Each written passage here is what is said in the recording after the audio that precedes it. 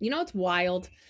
Some garden centers will have a super slammed spring season, packed parking lots, lines at checkout, customers everywhere. And then by mid June, dead.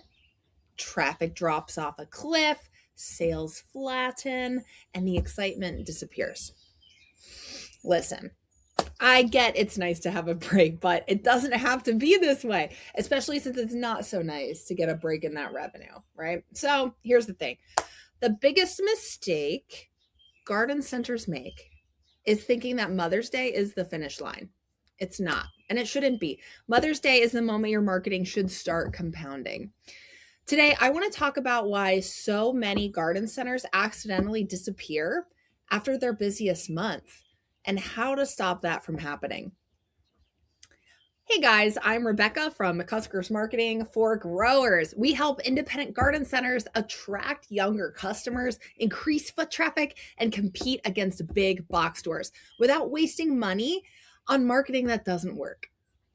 If you own or operate a garden center, greenhouse, or agritourism business, hit subscribe because every week we talk about what's actually driving traffic right now in horticulture. And real quick, leave a comment below. Does your business usually slow down hard right after Mother's Day? I'm curious how universal this is across the industry, especially for you folks who are not in the northern half of the United States.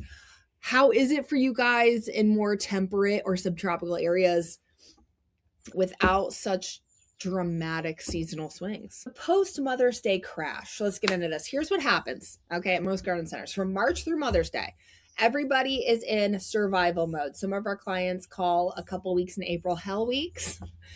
You're receiving inventory, managing staffing chaos. You're restocking annuals constantly, running around like crazy. There's always something to fix, always something to do. Everyone's slammed.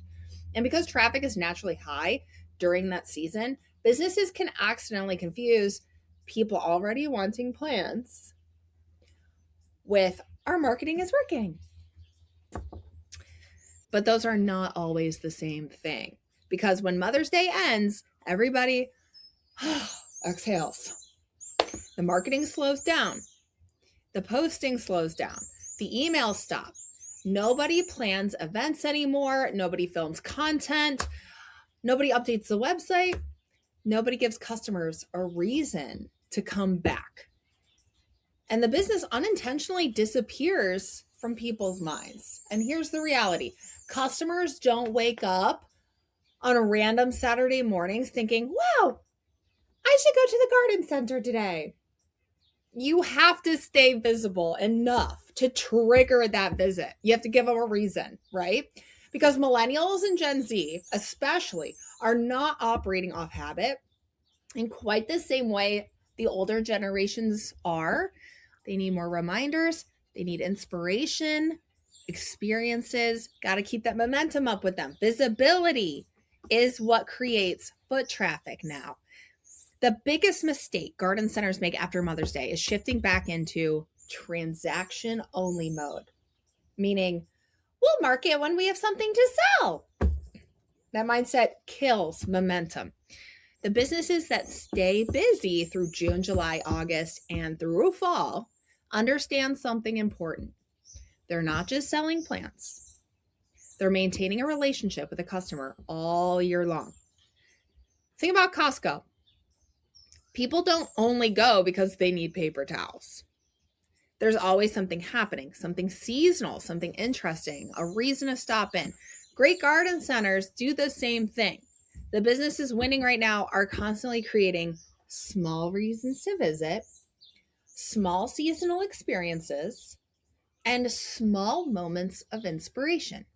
Not giant expensive events, just rhythm. Because rhythm creates habit.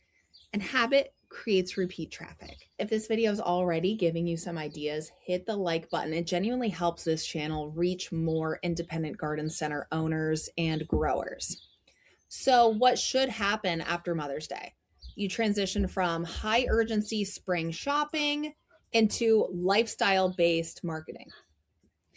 This is where most businesses completely miss the opportunity. And here are a few examples. 1, shift that content. Stop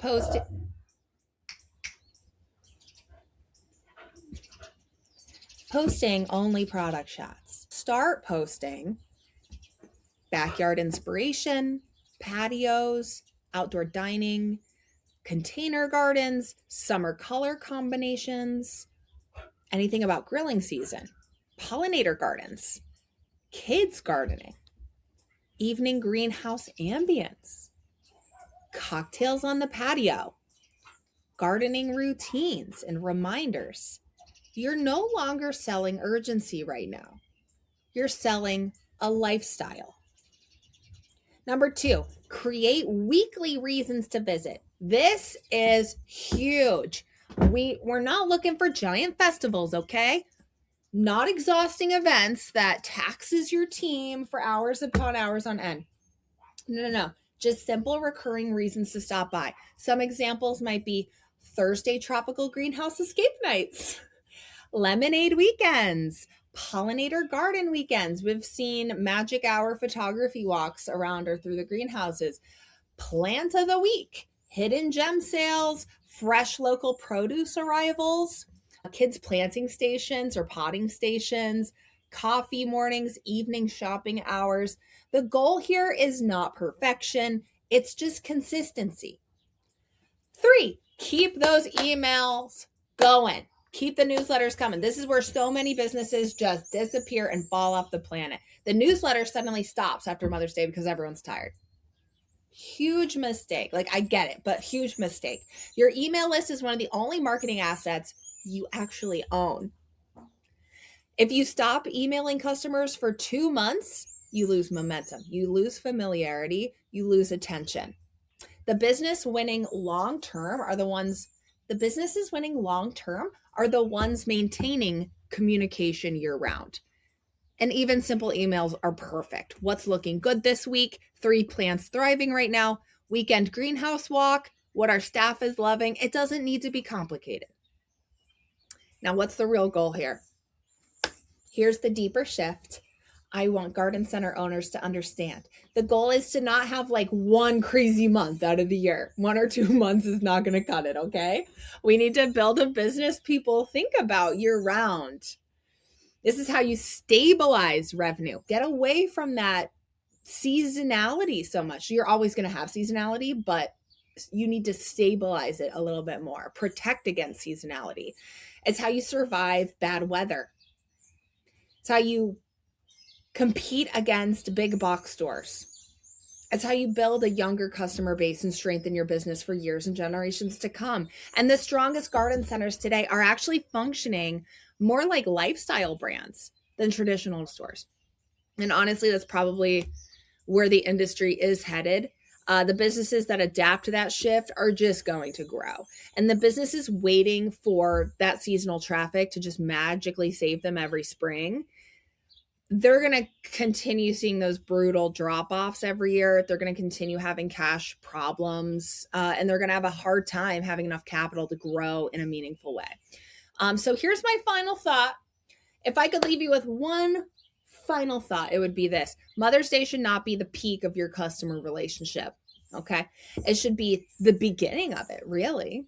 The customers that just discovered you in April and May, your job now is to keep them connected to your business for the rest of the year. That's where long-term growth actually happens. And if you want help with that, we put together a free guide called the Independent Growers Marketing Playbook. This is how garden centers, wineries, and agritourism farms attract younger customers without wasting money. Inside it, we break down what's actually driving foot traffic right now, what younger customers respond to, the marketing activities we consistently see working across North America, and what independent growers should stop wasting money on. You can grab that below in the description. And again, if this video was helpful, please hit subscribe. Consider liking this video, and bonus points if you leave a comment on this video telling me from your perspective what the hardest part is about maintaining traffic after spring. Let's hear it. Thank you so much for listening. Again, I'm Rebecca with McCusker's Marketing. I'll see you next time.